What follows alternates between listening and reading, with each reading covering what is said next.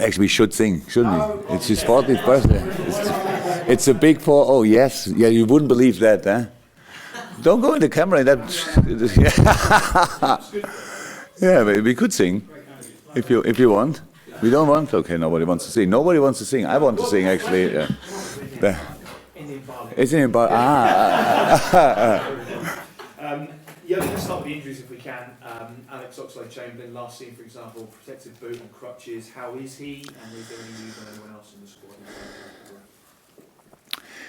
No news on anyone else, which is good news.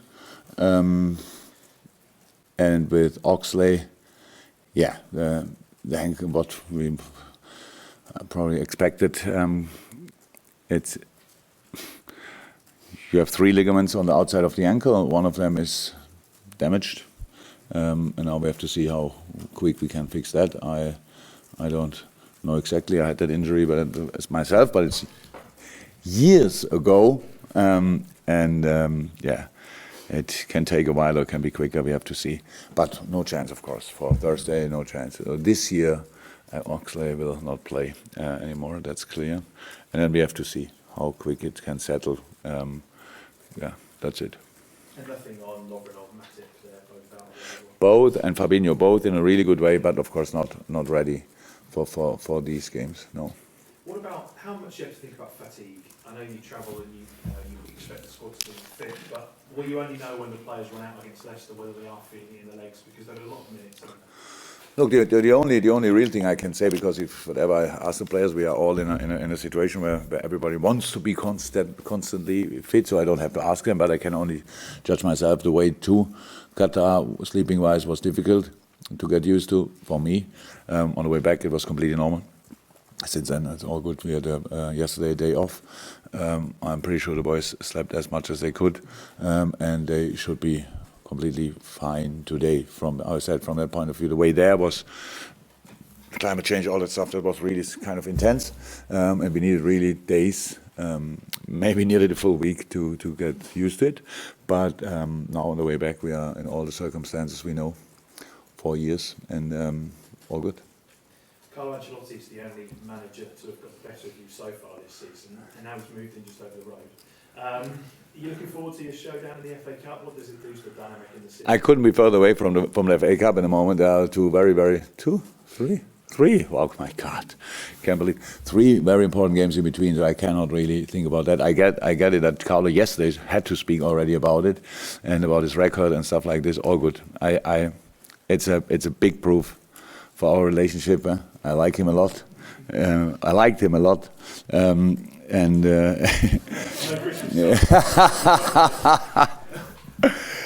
Look, it's difficult in this business to have friends. With Dave Wagner, I was friends before we became managers. All the others we meet from time to time, but with him the relationship was always kind of special.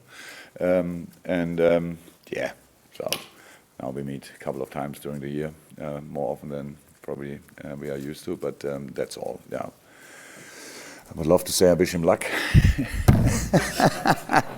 Oh, it's Christmas, come on. I wish him luck. Yeah. Simon, very kind of you.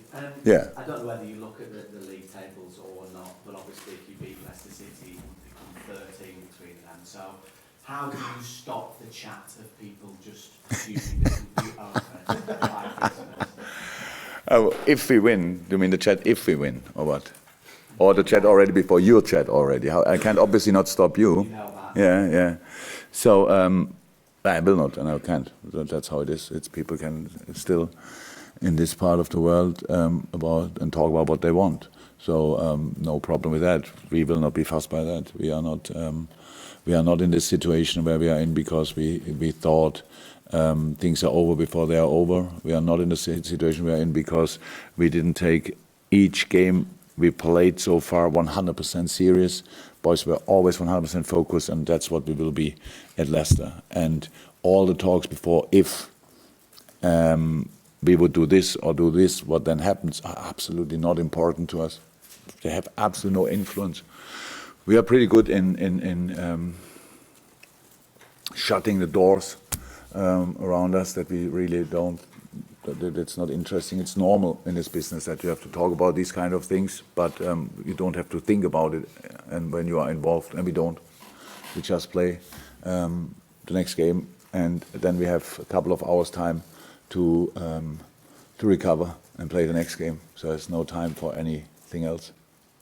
Coming towards the end of another year, but Jamie Vardy still scoring goals more than anybody in the Premier League in 2019. Loves scoring against Liverpool. Does he? Well, so if you can't stop the talking, he's got Jamie Vardy. We will try. We will try. The only problem we have is it's not only Jamie. It's a massive threat, obviously. He's an exceptional striker, what can you say, over years. Since I'm in England, he's one of the top three, probably, because he's always scoring, he's difficult to defend, always over shoulder, running in your back, playing with the offside line, really dangerous. So that's how it is. But in football, the only thing you can do is to avoid passes. Try to avoid as many passes as you can to him. And that's what we'll try, like we always do it. Yeah, that's it pretty much. But Leicester is not only Jamie Vardy. Brendan did an excellent job there. And they are a proper top-class team in the situation where people still speak about them like a little bit, oh, how did they come there? But the quality they have is exceptional. Plus the manager they have makes a really good mix. And so we are aware of that. But that's it. Apart from that, we will prepare like we always do. And at the end, so far they only played us once, and now we have to show that we can a few things from the first game at least again, because it was a good game. It was with a probably Leicester will see it with an unlucky end for them with the penalty, but the situations around the penalty and around the goals we scored and around the chances we had, where we played there really good football, and that's what we have to do again. Jurgen Henderson's been saying that you maybe have changed a little bit in dealing with this time of year in terms of recovery and giving people a rest. Has that been a conscious effort by yourself maybe this season, or has that been over a period of time since you've been Yeah. I had to learn it, of course. But I always were in close contact with the players and people who were here for longer. When I came in in October, I had no clue how it will feel to play over Christmas, to be honest. But the thing is, what I realized since I'm in, so my colleagues in Germany, if they are now, or the players in Germany, when we come closer to the Christmas break, it's then always like when you see the finishing line, you are already like a bit, you're looking forward to it. So we don't have that. So we don't think about this is a completely normal season, a part of the season with too many games. But that's we cannot change that. So what we have to make sure, and that's what we try, and that's what we try since I'm in, and what we do meanwhile, probably better because we know more about it, is how we can respect the social things like Christmas, what we have to, because first and foremost we are human beings and have family at home and stuff like this. We try to do all the important stuff football-wise around. That's what we always did, and that's what we do this year. And apart from that, the boys need to be smart enough to do the right things as well, because what you all probably do at Christmas is for us not exactly the same what we should do. We still have to eat the right things, not the things where everybody else eats. And that's the only real difference. Apart from that, we prepare a football game, and the boys are focused enough to do that in the right way. Jurgen, Champions of the World has a lovely ring to it, and it's a great achievement. In some senses, though, in the Premier League, does it make Liverpool an even bigger scalp? And when managers and coaches are trying to draw extra percentages out of the players, the fact that you're up against the world champions, what an achievement. Do you think it does? I think it would be a little bit disrespectful if we would look at other managers and other teams like that, because they are not like that. So you don't need this extra thing. Since I'm in Liverpool is all wherever we go, because a number of peoples we bring there. It's always a special game because the history we had. It's always a special game. The outstanding game of that was Newcastle last year, between the two Barcelona game, and it felt really, wow, what's going on here? What's exactly happened in the history between Newcastle and Liverpool that's so important to them? So that's actually the situation we face constantly. I'm not sure if we can even get or become a bigger scalp. I think the scalp we are is big enough since I'm here at least, and probably it was always like this. So there will not be a difference. You cannot add in a meeting the achievements of the other team. on and on and on, and then tell them, and now you can beat them, so you have to be careful. It's just positive. It's just positive that we did it. We went there to achieve something special. We did that. It felt brilliant. We flew home with a proper sleep, and now we're here to play Leicester and not to act like the Team World Cup winners. Great point of the Premier League season, first versus second. I know you touched on it briefly before, but I think at the start of the season, Leicester weren't even the favourites to finish seventh, as far as bookmakers are concerned.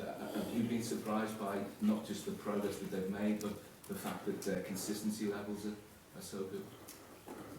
Am I surprised? No.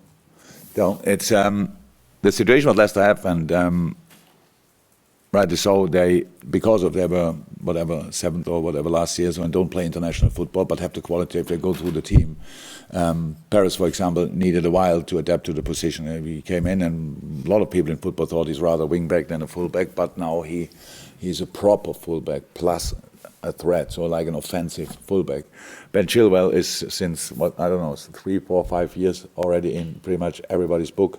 Fantastic player, was still a talent maybe, but was a big talent when he played for Huddersfield on loan, came back, had to fight for his place, did that. So Evans, can you have a more experienced centre half, for example, like Kasper Schmeichel, and you have Sonucu, the Turkish guy I know from Freiburg, who needed time to settle. Super pairing, really highest quality pairing. Then you go through midfield and you have different options there, but it's highest quality with all the things, desire, hard players, like aggressive challengers, super footballers, the wings, quick, creative, going inside, can go outside, all that stuff, and then you have Jamie Vardy on top of that, and Madison in between. So these kind of things that makes a top team. And if you look how often they had to change, they maybe changed from one game to the other, 1 or 2 positions, a little bit in midfield, pretty much, maybe the wings here or there. Chilwell could not always play stuff like that, but they could play this team consistently because of the number of competitions everybody else in is a big advantage with the quality they have. So they do really well and use that situation really well. And so, well deserved, whatever they achieved. So I'm not surprised at all. If you go through the team, it was clear from the first day, plus the manager, it was clear from the first day that will be a proper challenger over the whole season. 3 trophies in 6 months. I'm just wondering how important, how significant that is in terms of the evolution of this squad. Oh, it's much better than losing all these finals, to be honest. That's a massive difference. You see that we develop in playing the finals. That's how it is, because you get used to the massive excitement around and still doing the right things in the right moments. So you mature over the time when you are involved in finals, for sure. It's not normal that you are involved in so many finals. That's true as well. So that's all really good and helps of course. But that's the only thing. Apart from that, the boys team developed in the last couple of years in a sensational way, and that helped as well. Not only the experience in the finals, so the quality which we developed all together is exceptional. So, but that's it. Today, really cool so far, super. But we are here to play Leicester on Thursday. That's all. It has nothing to do with the finals. It's nothing to do with the other games. It's just about this game, being in the game, dig in, fight for each inch on the pitch, whatever, and be ruthless. Be ready to. We want to run. We don't want to come in a situation where we have to run. All these kind of little differences. That's what we are, and that's what we have to show. A significant factor has been that you've had these injuries and you've overcome them. It's not been noticeable that you've had consecutive injuries, and every player who's come in has sort of dropped in season. I'm not sure think about Joe Gomez, who looks like something a bit of a word inside now with the centre back situation. How his progress has Oh, look, it's about the quality of the boys, and it's about I think I said it before. You cannot play all the games. Some of them have, obviously, because of the position they are playing in. But you usually in a football team, you shouldn't play all the games. And if then centre half is a position where you can do it, because of they don't have the highest number of kilometers during a game. Let me say it like this, or should not have. Otherwise, it would be a really strange game. And the boys, it's the quality of the boys. We have only highest quality players. It's not the biggest group, it's a small group.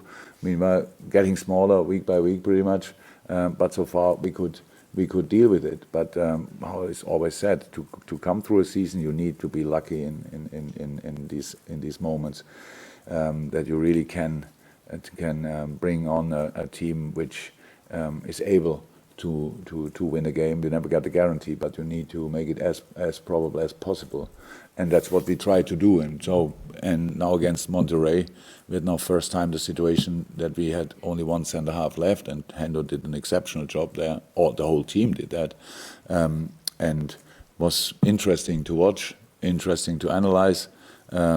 Couple of things, of course, didn't work out because of the patterns in the team, which were a few things we're absolutely used to. They were not there, so we couldn't rely on it, but did in moments and all these things. But at the end, it's not about having always the perfect team on the pitch. It's about finding a solution to bring a team on the pitch and make it possible that you can win the next game. To deal with your own situation is very important, very often. And so far we did it okay. But of course, how I said, we need luck with injuries and all that stuff. We were not really lucky so far, but so far we could find a solution. Hopefully, it stays like this. David, anything from you? No, Richard, anything from you? Before we go to the Bible, just one last question.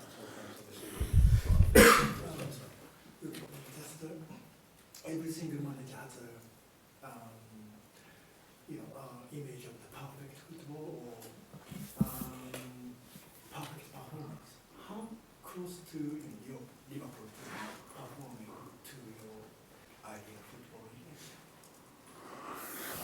football? Oh, I think it's more like this, that we all in life, not only in football, we constantly search for perfection and we'll never find it. So that's a little bit like this, but without knowing exactly what would be perfect. I don't know exactly what would be perfect. A football game, over the number of games you play, there are perfect moments in a game. A perfect moment in a game was I think it was the 2-0 against Manchester City. It's a perfect moment in a football game. It's a diagonal ball. I don't even know where the ball came from, but a diagonal ball from Trent Alexander-Arnold to Andy Robertson. And after 2 touches, he fires the ball back pretty much to the right side, and there's Mo Salah, and with his header after the ball drops on the ground, which is then not easy to judge. So that's a perfect moment in a football game, but you don't have them all the time. Our life is not only searching for perfection. Our life is much more dealing with failure. That's what a football game is about, because you cannot play it perfect. Or because it's pretty rare that you have perfect moments. You have constantly to deal with not perfect moments, and that's much more important. So I have no clue how a perfect game would look. I never saw it. I saw some glimpses of it, but that's it. So we are in a good moment, but that's because we have the points tally we have. But we need to improve. We need to get better in moments. We need to deal with difficult situations, all that stuff. And if we can do that, it would be perfect, but not with a perfect game. But it's a really good team. So how Takumi can perform from this team, you think? Easy. We will see. So all the things we know about Takumi is that so many things fit very well to us. So it's football skills first and foremost, obviously. Decision making in tight areas, his speed, his desire to win a ball back, to encounter press if you want. He's used to that because Salzburg has a similar philosophy than we have. That's all really good. But then you have to see how will Takumi adapt when he's then finally coming over and we are allowed to work with him. How can we put him in? But in the short term, but in the long term, there's no doubt about that he will help us. So that's clear, and so looking forward to work with him. But how I said, between now and Takumi's first real day at Melwood, there's still 3 games. So I have a little bit of time to think exactly about where he will fit in.